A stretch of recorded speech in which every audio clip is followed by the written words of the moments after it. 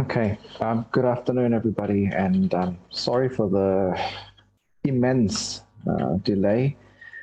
Um, we had to we had to we had to add one more presentation session for the in the previous class in the previous class. So um, it went a lot. It went way over time than I had anticipated. But anyways, we are here now, and I believe some of you are currently doing your exchange period. Am I right? Some of you. Well, for those of you currently in your exchange period, I wish you the best of experiences with the exchange period. I'm sure you'll pick up a lot of great things along the way. Now, I just need to make sure that I have activated screen sharing for you. Okay, good. So today we will have two presentations on sustainable cities and smart cities. So I'd like to invite whichever of you goes first. It's entirely up to you. I'm going to remove the QR code from your screens now and invite the presenters up to the virtual stage.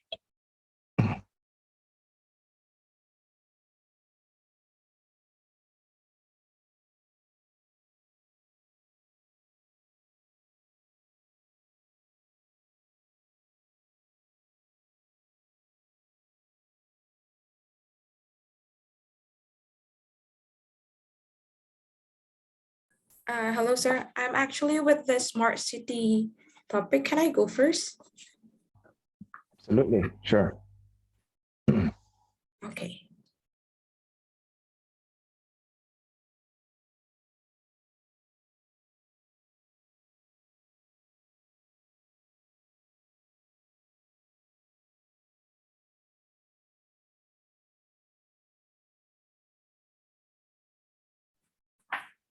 So good morning, everyone. My name is Matilda Odelia, and my student number is 2012. And here I'm going to present my topic, which is smart city, and I'm going to explain about the implementation of 100 smart city in Medan City. So, sorry.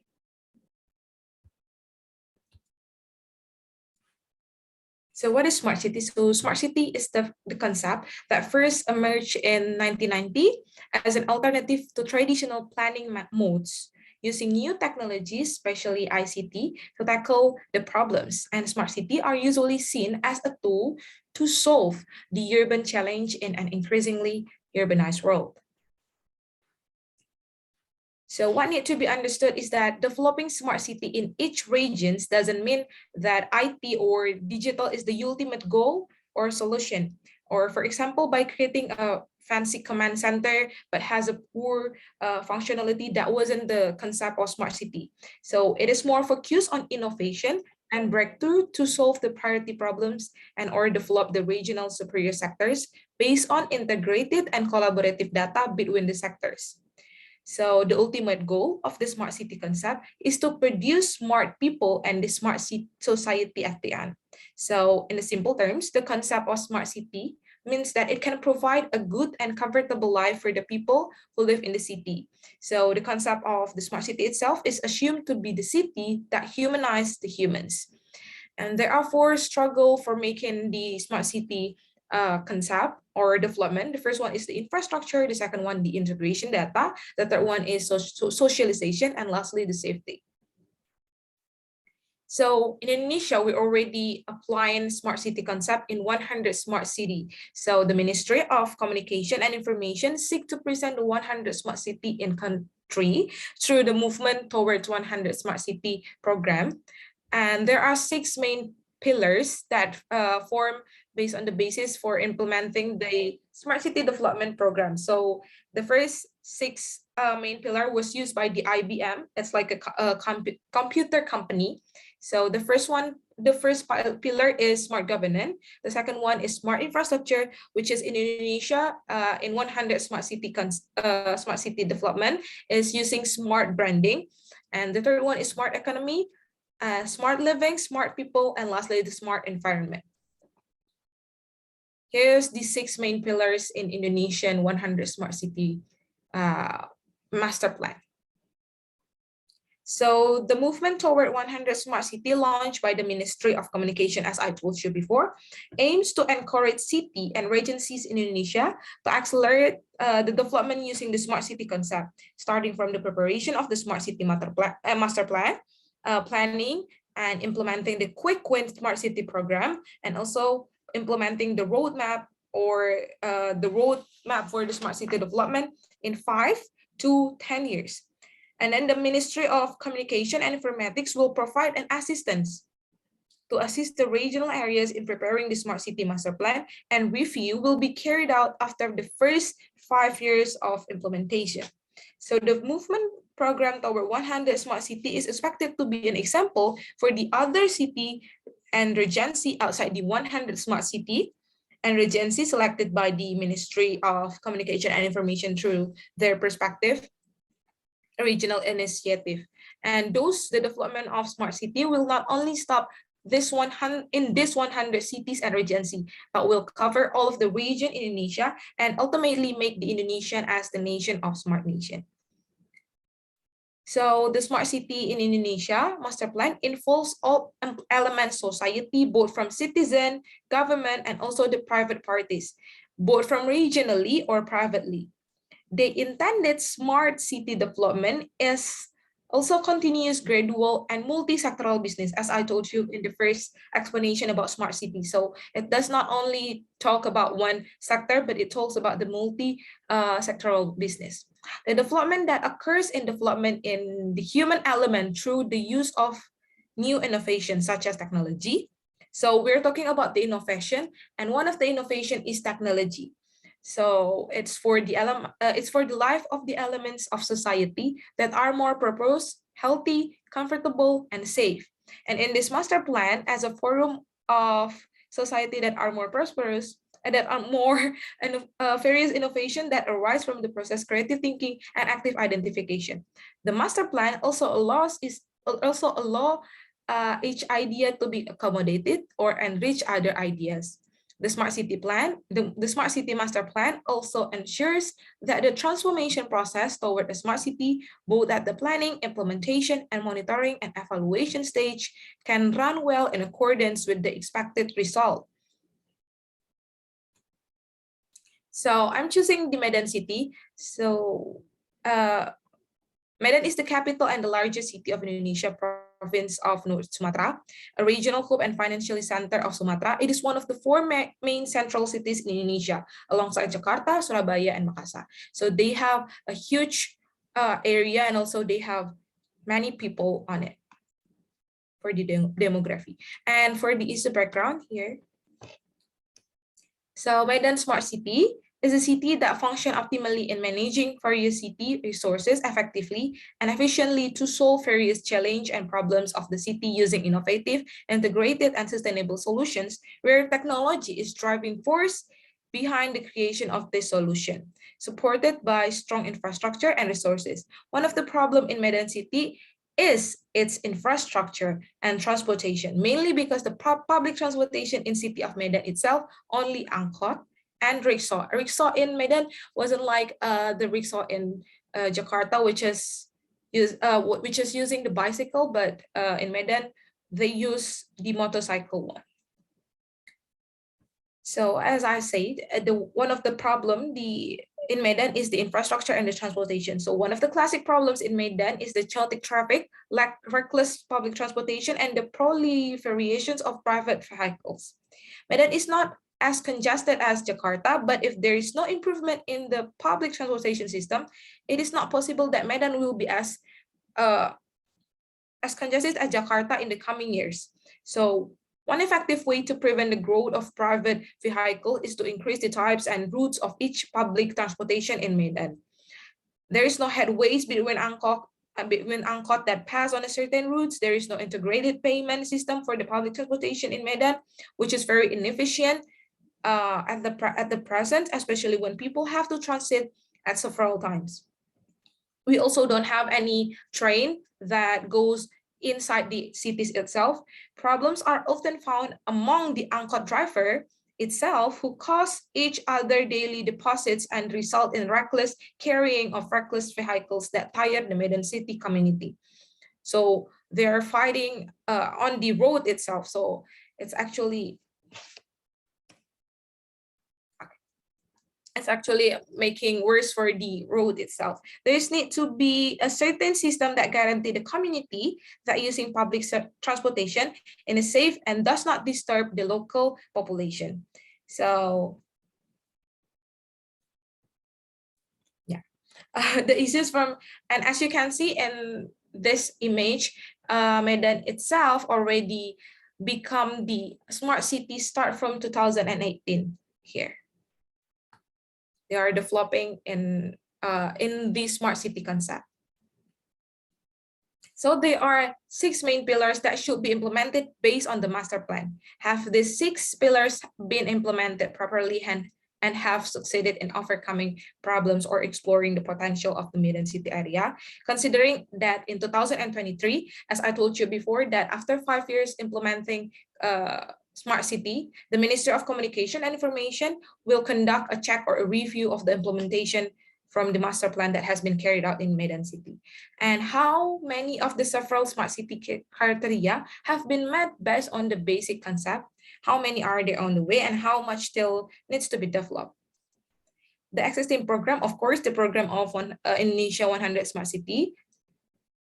What they have, they already have a government branding economy, and also I crop it at some point. Economy, environment, living, and society. But in government, it's like basically a digital way to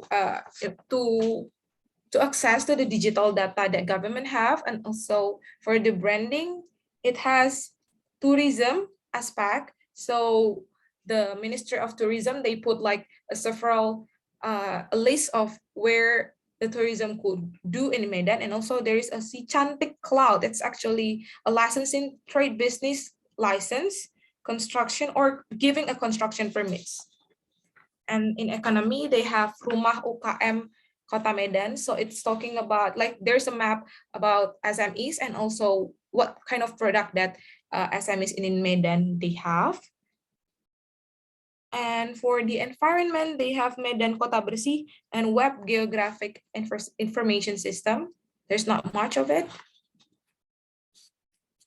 And for the last one, for the society, it has ATCS, or it's like a CCTV, online CCTV at the main road, and then Aduan Bansos COVID-19, website COVID-19, Sidik Kota Medan, e-learning, and an online library.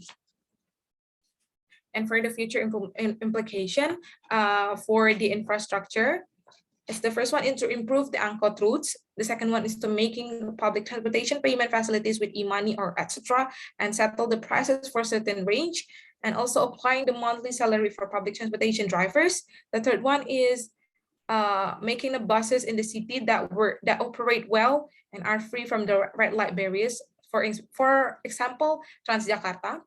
The fourth one, sorry, I think I put it the wrong number. Complete the public transportation facilities, and lastly, improve the road infrastructure. I think that's all for my presentation. Excellent.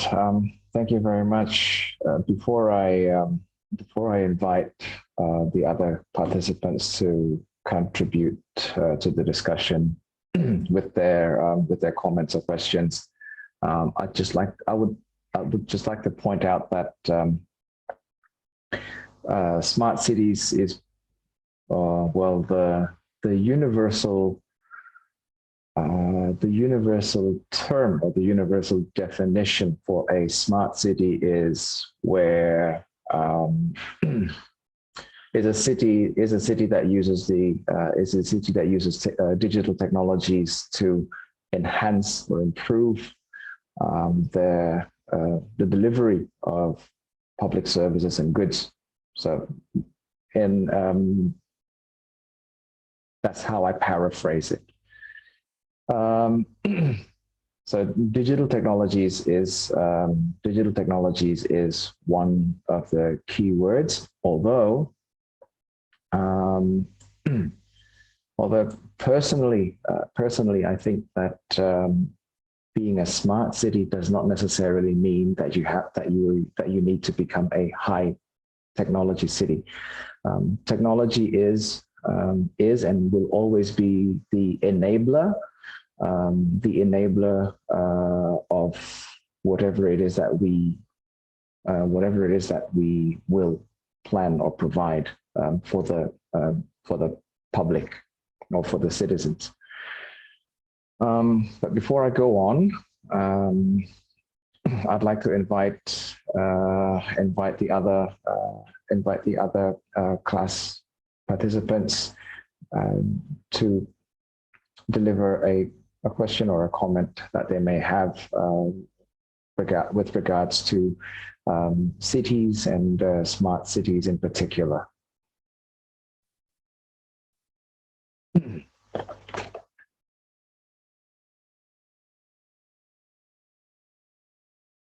Or perhaps while we wait for further discussion, I'd also like to point out, first of all, there are two major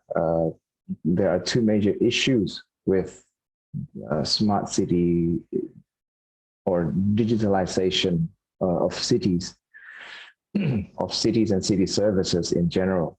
So the first issue is privacy. It's a matter of privacy, and the second issue, which is closely related to privacy, is data security. When we're not talking about transport systems and transport management using ICT or using the Internet of Things, let's have a look at other aspects of other dimensions of smart city.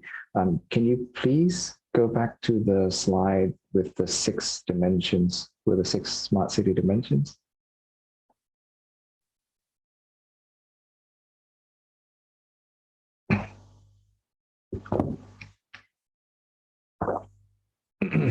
Okay, awesome.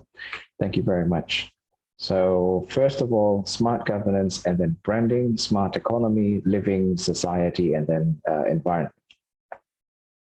And so the idea of a smart city is, for example, in smart governance, then using Internet of Things and digital technologies to improve services, to improve bureaucracy transparency, and to improve policy and decision-making accountability. But before I go on, while this is still fresh in my head, these are the 6 dimensions that have been designated by the Ministry of Communications, our Ministry of Communications. If you care to Google smart city wheel, then you will also find that from one place to another, from one country to another, every country has a different set of dimensions. For example, branding. If I'm not mistaken, I think it's either South Korea or Colombia that does not have smart branding, but they replace it with something else. So some countries have 7 dimensions. Some countries have less than 6. So it's a very fluid or a very flexible interpretation of what a smart city is. It just goes to show that every country, every society has a different translation of what or a vision of what a smart city is. or maybe a different approach to how they will implement this smart city approach. Now, coming back to the issue of privacy and data security. I know it says here that it should be part of smart society. There's security, learning, community, smart environment as well, protection, environmental protection, of course. Now, one of the key approaches to implementing a smart city is to install sensors. Sensors across the city. These sensors, they pick up data, quantifiable data. For example, the local water provider may install sensors in their infrastructure grid, in the pipelines, to monitor the water pressure throughout the city, to make sure that distribution is efficient, and also to anticipate any breaches or any leaks in the pipeline grid. So in that sense, the sensors are a good thing. But when pertaining to security and protection, the society's security and the society's protection, you might be thinking of CCTVs, installing CCTVs and establishing some sort of a command center, that monitors the screens and monitors the environment. Now, as long as these CCTVs are installed in appropriate areas, perhaps in high-risk areas or vulnerable areas to monitor its security, it's fine. But if you direct the CCTV into someone's home, that's a breach of their privacy. And the recordings then become data. And if that data is leaked, then that becomes an issue of data security as well. So with any kind of development and with any kind of technology, the smart city approach and the use of Internet of Things and digital and similar digital technologies pose greater opportunities to explore a different way of doing things, but they also pose a significant amount of challenges. I want to ask you all with regards to privacy and data security. How many of you, you can show me with a raise of hands, how many of you read the end user license agreement every time you download a new software or you update your software, the software in your computer? How many of you read the EULA before clicking agree?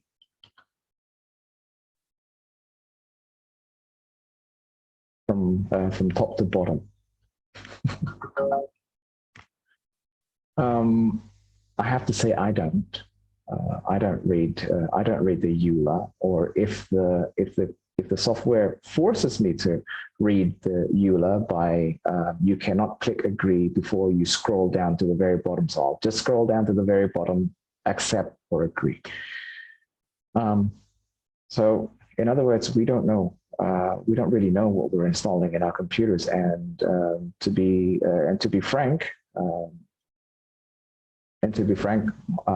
at least for me, my daily life revolves around this desktop of mine and a couple of other laptops that I own and operate for my daily routines, and not to mention the number of different peripheral devices that I have, like tablets and mobile phones as well.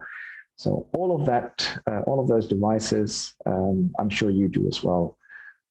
At least a laptop or a desktop with a tablet or a mobile phone or a smartphone, which contains a lot of applications that they do ask for your data, at least your email, your name, sometimes even gender, age, and whatnot. And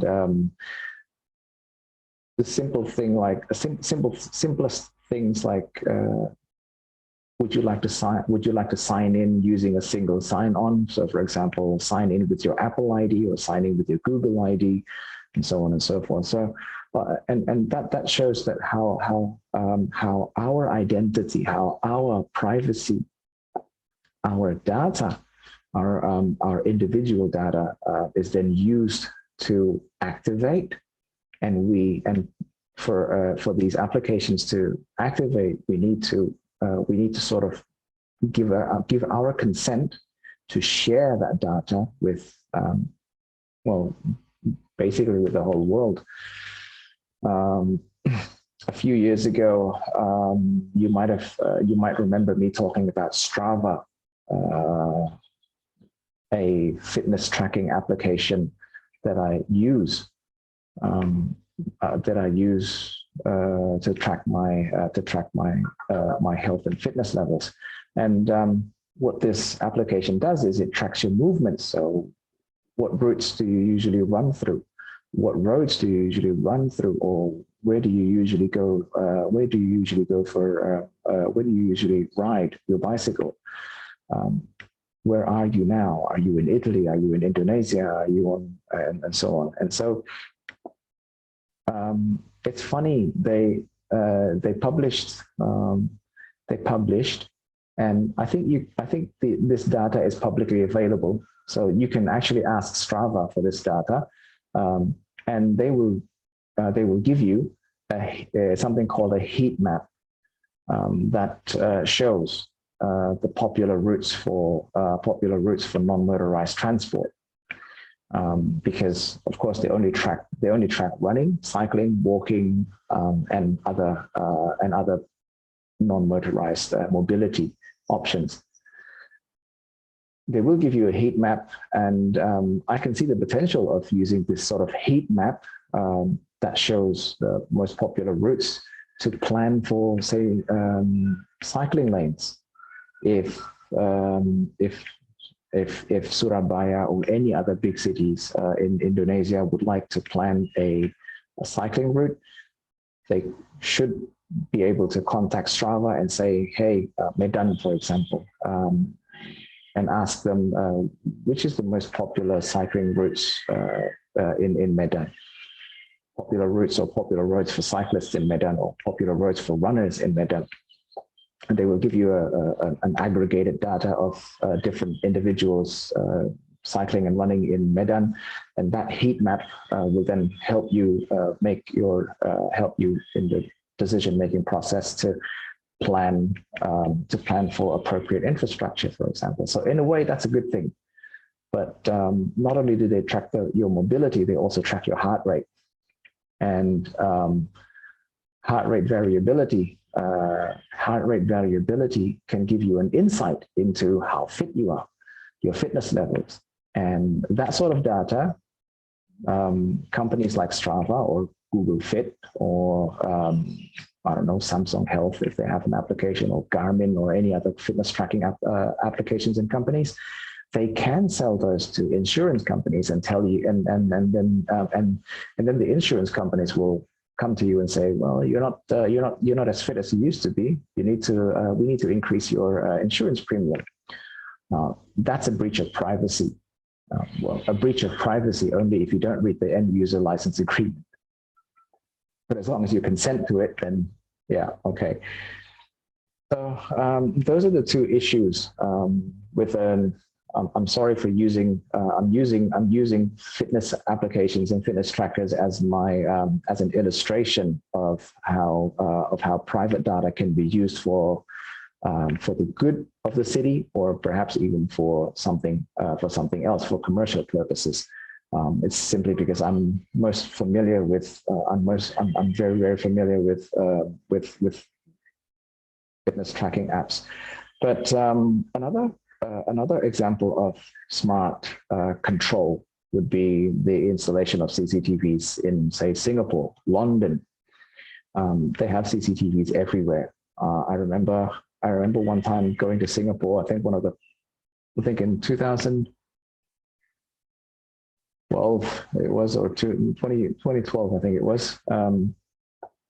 Went to one of the markets, and you were not allowed to smoke indoors. You had to smoke. You had to go out to smoke. So I thought, okay, fine. I have to go out. Want to go out for a smoke, and then it says no smoking. No smoking near entrances. So okay, no smoking 20 or 30 meters near an entrance. So I sort of walked 20 paces away from the market entrance, and just before I looked up and I saw a camera, a CCTV camera, pointing in my direction. So I thought, yeah, okay, this is how the nation or the city controls and monitors its citizens. A similar approach. I think Surabaya has a similar approach. Bandung has a similar approach. Bandung even established something called a Bandung Control Center. Bandung Control Center, they also established something called the Bandung Emergency Button, I think it was, where panic button, sorry, the Bandung panic button, where if you press that, then you will automatically be connected to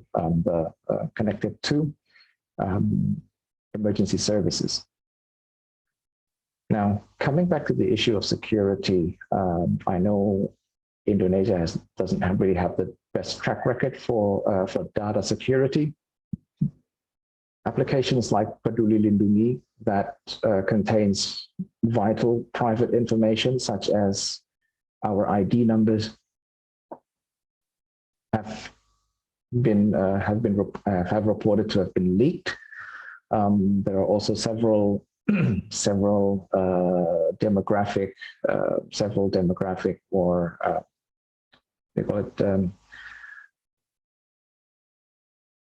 it several demographic data, individual demographic data that was or private data that was leaked as well from the Dispenduk Capil, from the civil registries.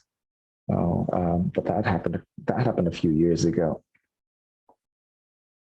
So we still need to work on security, and of course, we also need to value privacy a bit more as well. And please, if you have any questions as I rant along, you may raise your hand or immediately unmute. Another thing is with regards to smart city in general, is that most of the time, and this is coming from one of the postgraduate students that I teach at the moment in the Masters for Urban Planning program. He said that a lot of the regional leaders, and a lot of the government agencies think that smart city is an ICT development project, where the 100 Smart Cities Master Plan is their excuse for updating upgrading their IT equipment, purchasing new computers, purchasing new electronic equipment that they might not necessarily need. So there's still that factor of this cultural change that we need to address as well in implementing smart cities in Indonesia, because they think that it's about the application of technology, but smart cities is actually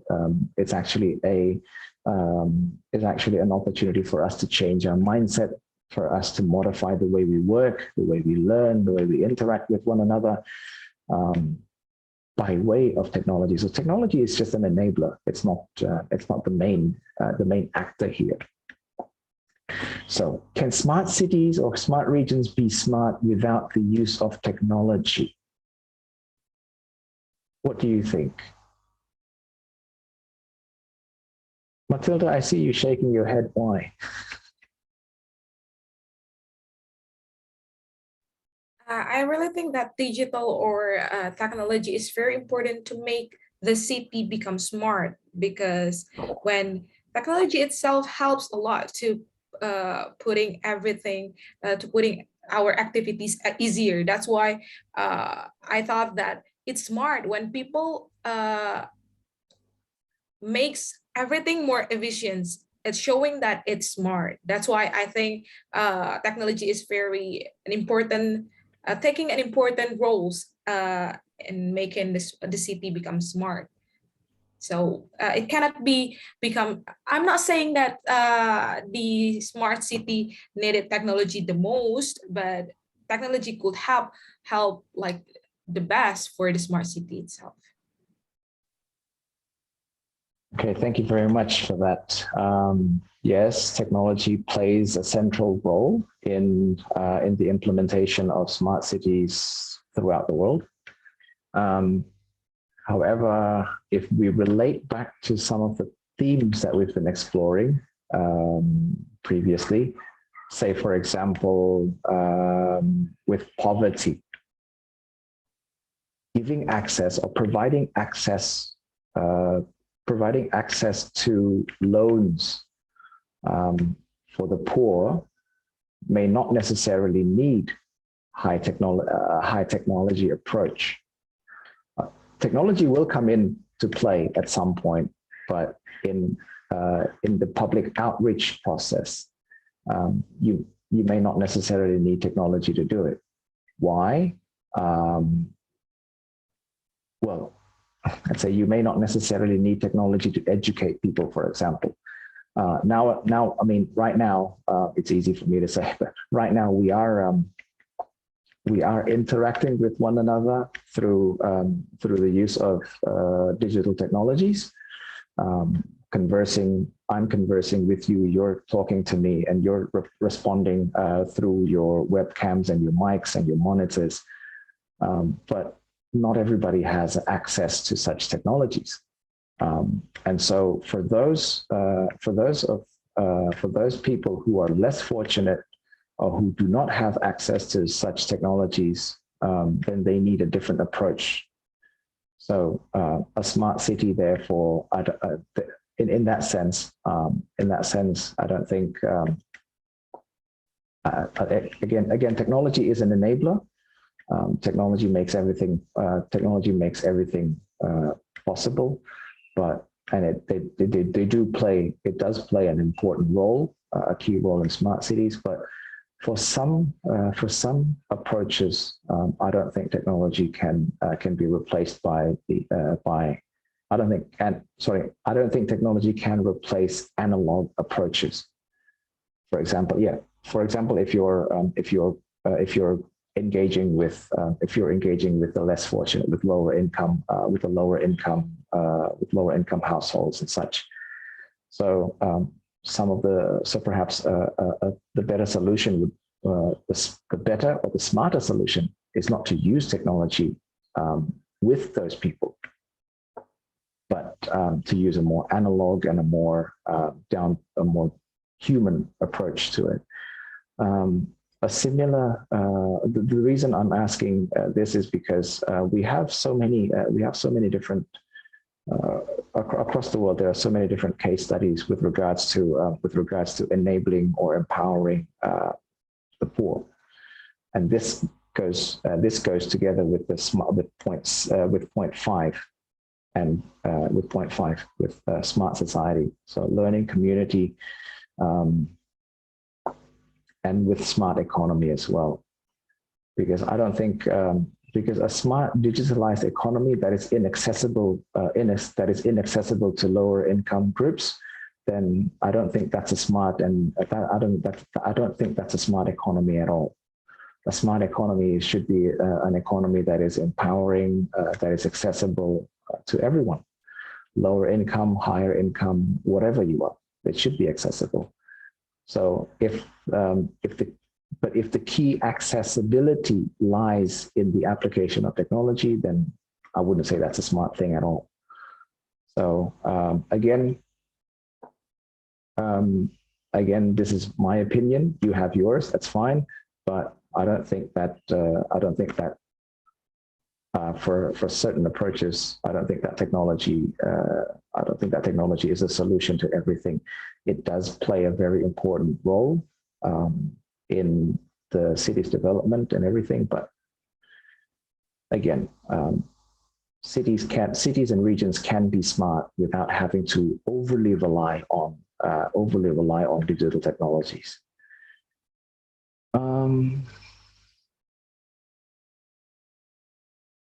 What else?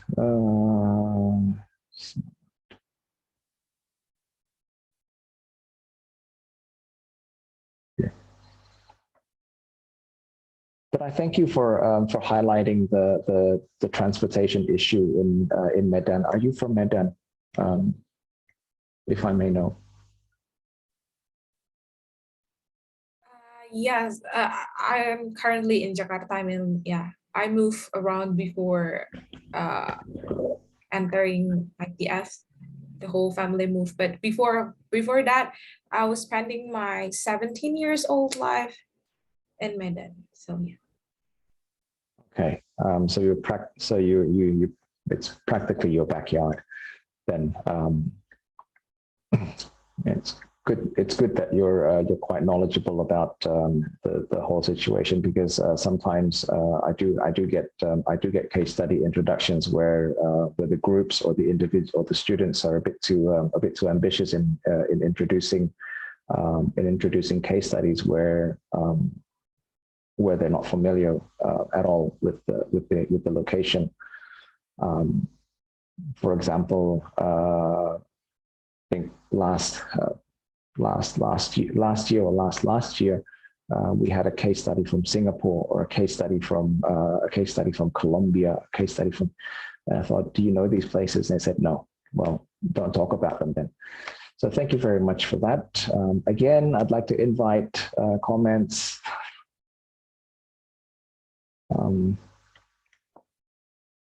Otherwise, I think that's all the feedback I can give you at the moment. Thank you very much for your presentation. And I'd like to invite our next presenter to prepare and present their material.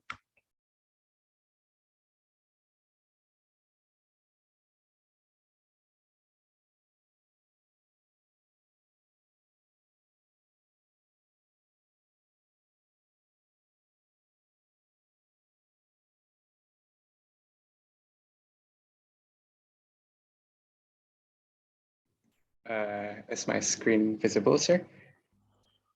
Yes, thank you. All right. Okay, good afternoon, everyone. My name is Hatta, my student number is 9, and today I will be presenting my study case about sustainable air management in Jakarta City. So before we get into any details, I would like to recap what sustainable development is. So the term sustainable development originates back to 1983, where the United Nations initiated the New World Commission on Environment and Development after the world was heavily impacted by the extensive growth in industrialization. So after 4 years, it was the Brundtland Commission who famously defined sustainable development as development that meets the needs of the present without compromising the ability of future generations to meet their own needs. And from that point on, the United Nations, along with many academicians, has named 3 pillars as the basis of sustainable development, namely economic development, environmental responsibility, and social progress to truly create sustainable development. And each of these pillars has its own sub-index and metrics to calculate whether sustainable development has been achieved in a country. So it is divided into 3, as I stated before: physical, environment, economic, and social. And the metrics ranges from immediate needs of citizens, long-term impacts, investment in low-carbon infrastructure, city resilience, effectiveness of transport infrastructure, economic performance, business infrastructure, and then for the social metric, it has a sub-index for personal well-being, working life, and urban living. All of this is very important in attaining an effective sustainable development in cities. Next will be the introduction to my location study case, which is Jakarta Province, bordered by Javasi and Bekasi City and Region, Bekasi City and Region, as well as Tangerang City and Region. And it has a total area of 604 kilometer square. For the socioeconomic information, Jakarta population in 2021 had a total of 10 million with an annual growth rate of 0.57%, the most extensive in Central Jakarta and East Jakarta. And then because it is the capital city of Indonesia, it is a center point for a lot of migration. As such, the cultural backgrounds varies in DKI Jakarta, with 36% being Japanese, being Betawi, and 14% in the Sundanese race.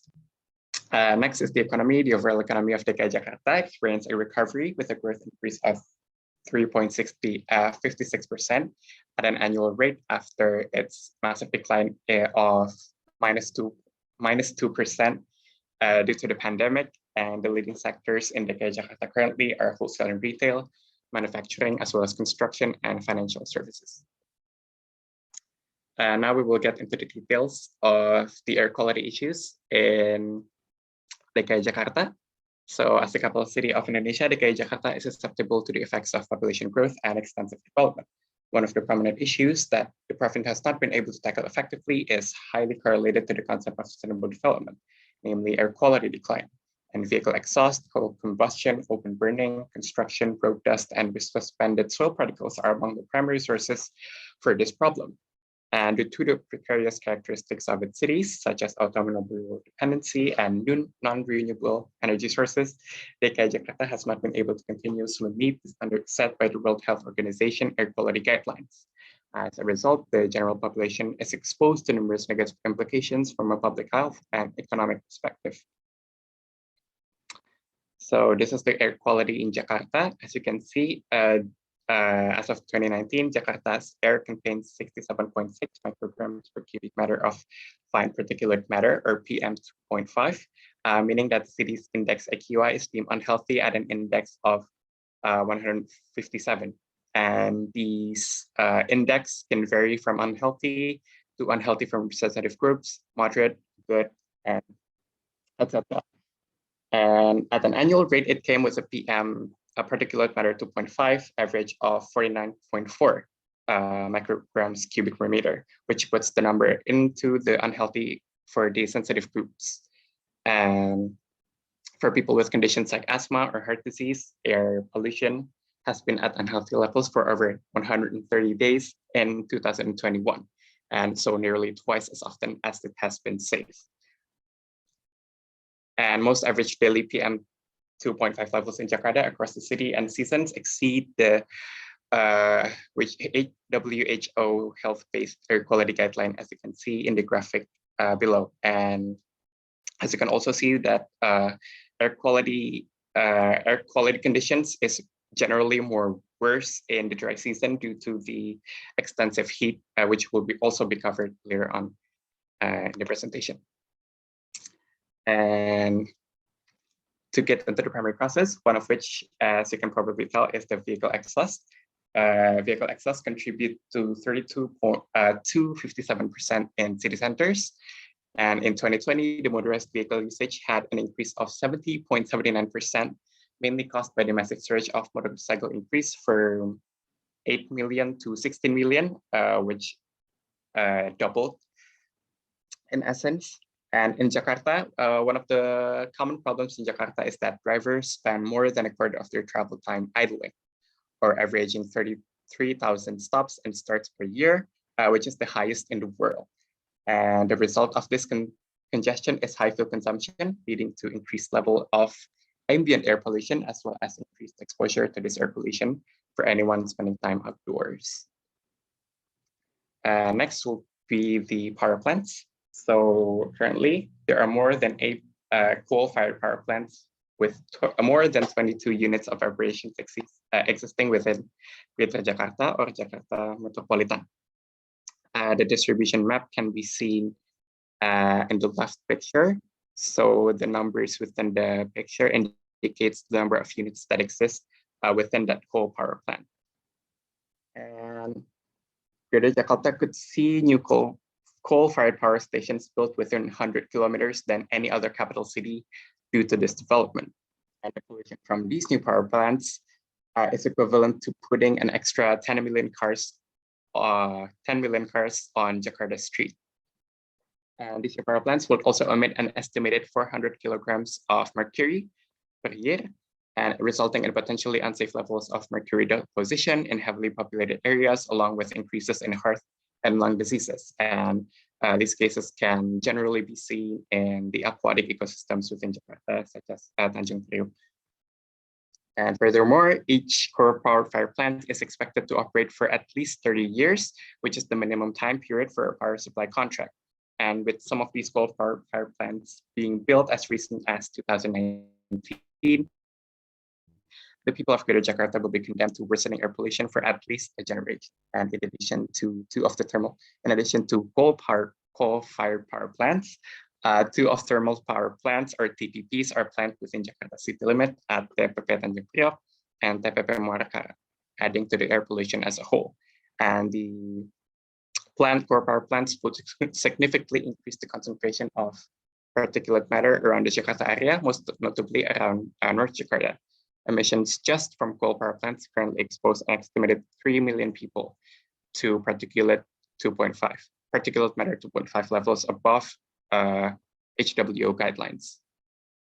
And when the plant's CVPs are operating, they would increase the daily maximum concentration around the already heavily affected areas and create a new hotspot in East Jakarta, which you can see in the graph, the below picture, which is the annual mean of concentration of particulate matter in Jakarta. As you can see, most of the Jakarta is covered in red due to the air pollution in Jakarta. And by assuming that these power plants will be running on 80% of its capacity, the numbers at risk will increase tenfold. So from 3 million, it would increase to 30 million people that will be exposed to particulate matter. And to add to these concerns, I just found out that recently in 2022, the Ministry of Energy and Mineral Resources has stated that they plan to increase the usage of coals in 2020 by 33 tons. So equivalent to 166 tons this year, which is 33 more than what it was in 2021. And all of it will mainly be converted into electricity. So now we're going to get into the social implications, which we'll mostly cover in the public health sector. So many studies have found that the negative health impact could include reduced life expectancy.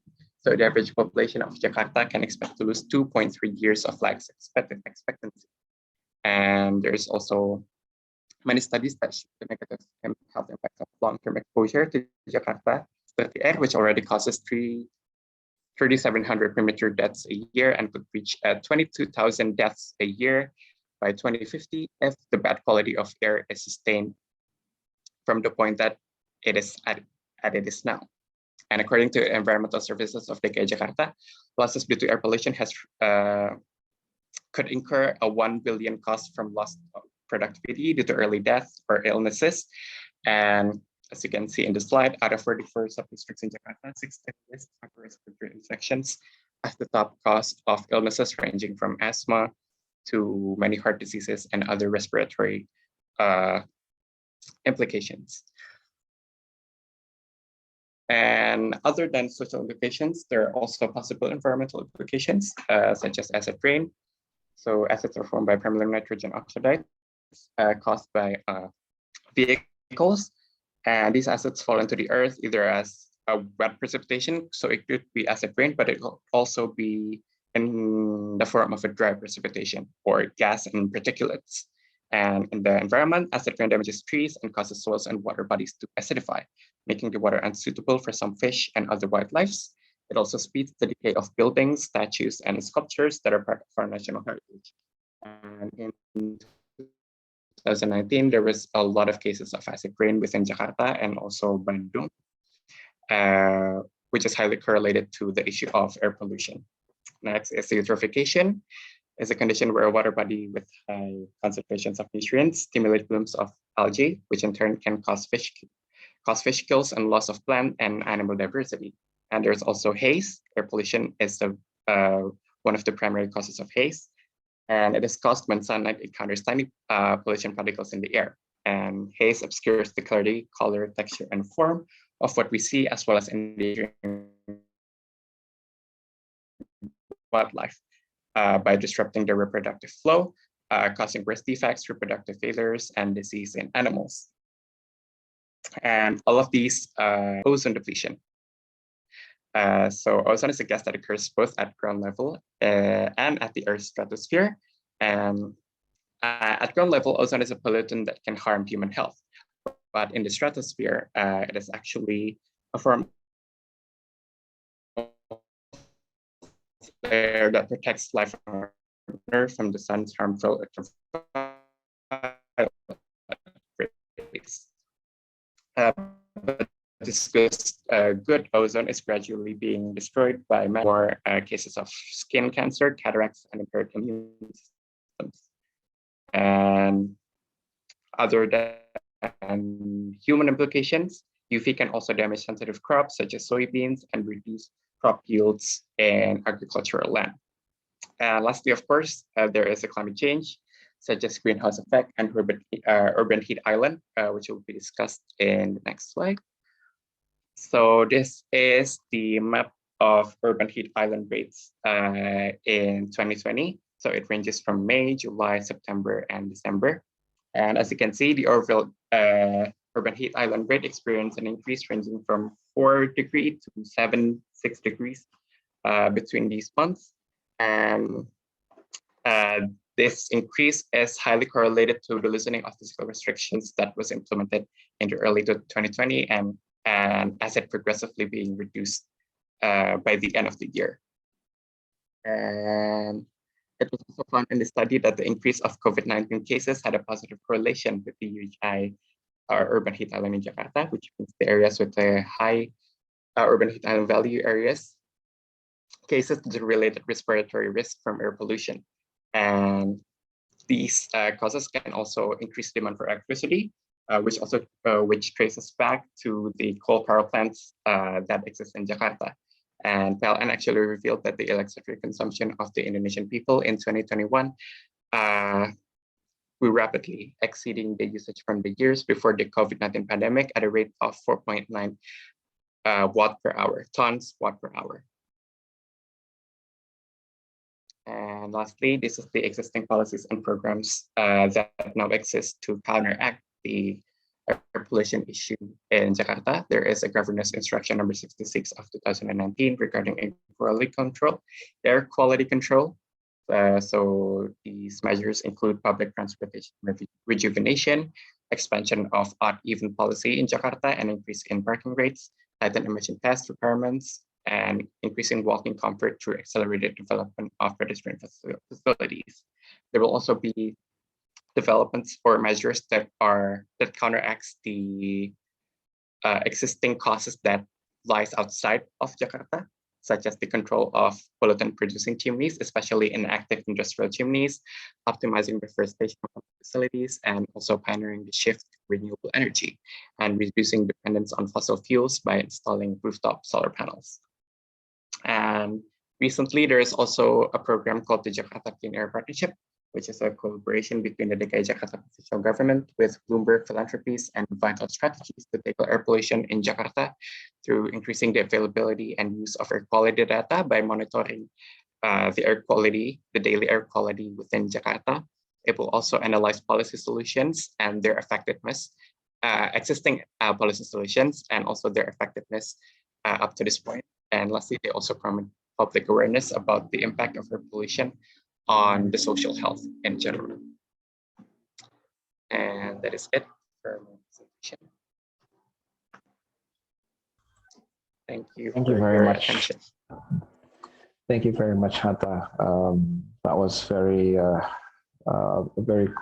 comprehensive and excellent presentation on air quality. Now, before I continue and give my my overview and overall comments. As always, I'd like to invite the rest of the class to comment or ask, or perhaps even share their experience with air quality, with urban air quality.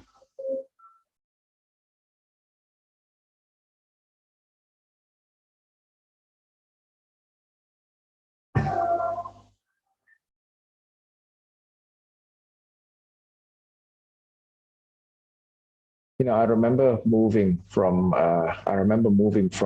Germany to China, and usually waking up to clear blue skies in Germany in the morning, and and from my apartment window in Beijing, every time I wake up, it's brown haze. And later I read somewhere that that China's air quality, especially in big cities like Beijing, Shanghai, Chongqing, and other industrial other industrial cities, the air quality is so poor that when you breathe it in, you're breathing the same amount of pollutants as smoking 2 or 3 packs of cigarettes a day, and so that sort of comparison is quite alarming and rather scary as well. And I think if we don't manage our city's developments, I think we are headed the same path. Hatta then highlighted that Jakarta citizens on average have a 2 or 3 year shorter life expectancy compared to the national average, I presume, which is not a good thing. And I think that's probably one of the reasons why the capital city is being moved from Jakarta. Well, hopefully the capital city moves and the pollution doesn't move along with it, because that wouldn't be nice, would it? So I don't know, but my experience with Jakarta's air quality has predominantly been positive. I know I'm a bit biased towards Indonesia myself, because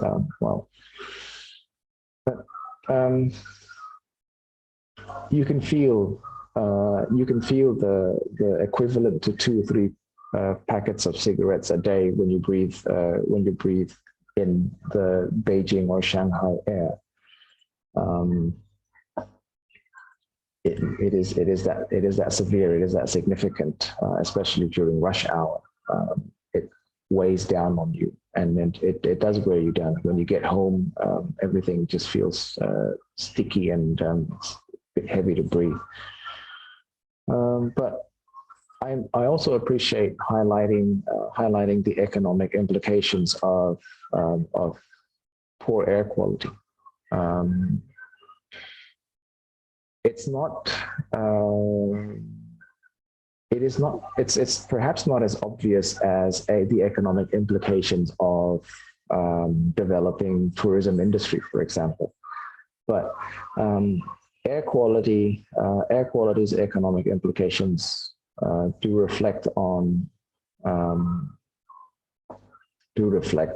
or do correlate with health costs. So outdoor air quality and the rate of you can see the correlation with the rate of upper respiratory tract infections, for example, and compounded by most of the male population's love for consuming tobacco products. I think that's not helping. That's not helping much in terms of health impact. So yeah, one little feedback. Further on, as you further develop your draft, it would be nice to be able to dig deeper into the clean air partnerships thing, and how they go about in monitoring and analyzing Jakarta's air quality, and then once they monitor that, what sort of strategies would they have to reduce, not to reduce the air quality, sorry, to improve the air quality by reducing the pollutants. And with regards to the coal power plants, it's safe to say that's not the best. It's not exactly the best strategy. Perhaps not the best investment in energy and energy generation, not just for Jakarta, but for our cities in general. I think when we drove past Python, my children asked me, "So what does this power plant run on?" And then they saw the mounds of coal. I said, "Wow, that's a lot of fossil fuel." And well, yeah, it's a lot of fossil fuel for at least for Java and Bali. I said, at least for Java and Bali, because that's what the generators. Those are the two areas that the generators serve. So all of that coal goes into our houses, electricity and such. And yeah, I don't know if we're going to see any shift in that, any shift in energy production anytime soon. But it would be nice to see a change sometime in the future. Right. I think that's all I have. That's all the feedback I have for you, Hatta. Once again, I'd like to invite the others to contribute to a discussion or two. Sorry.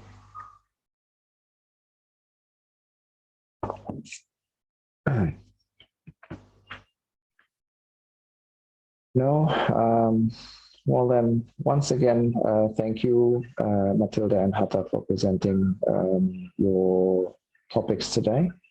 Once again, I apologize for the inconvenience of starting this session a little later than scheduled. Once again, for those of you who popped in and out of the classroom, or perhaps joined in a little too late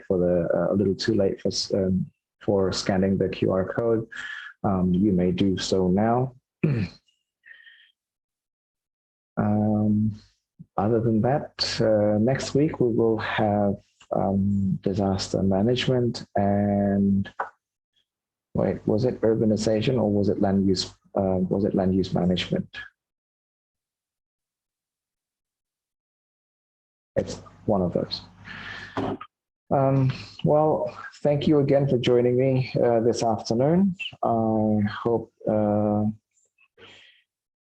you guys can take good care of yourselves, and look forward to seeing you again next week. Have a great afternoon. Assalamualaikum warahmatullahi wabarakatuh.